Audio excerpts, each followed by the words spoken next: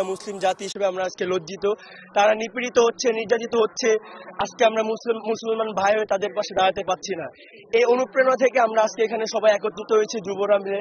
আমার friend circle যারা আছে তাদের সাথে কথা বলে সবাই বলেছি যে চল আজকে আমরা সবাই মিলে আমার ভাইদের পাশে দাঁড়াবো। একজন আমজনতা হিসেবে বা একজন সাধারণ মুসলিম হিসেবে আমি বলতে চাই যে এই মুহূর্তে ডক্টর ইউনূস কিছু কাজ করতে পারে। এর ভিতরে অন্যতম কাজ হচ্ছে ফিলিস্তিনের বিরুদ্ধে যে ইসরায়েল হত্যাযজ্ঞ চালাচ্ছে, ইসরায়েলের যতটা পণ্য আমরা যতটা মুসলিম জাতি আছি আমরা সরাসরি বয়কট করলাম। সেই সাথে ডক্টর ইউনূস সাহেব আপনাকে অনুরোধ করছি, আপনি ইসরায়েলের যত প্রকার প্রোডাক্ট আছে, বাংলাদেশে যত প্রকার প্রোডাক্ট ঢুকে প্রত্যেকটিকে আপনি নিষেধারোপ করেন। প্রত্যেকটিকে আপনার, আমরা কোনো ইসরায়েলের পণ্য চাই না।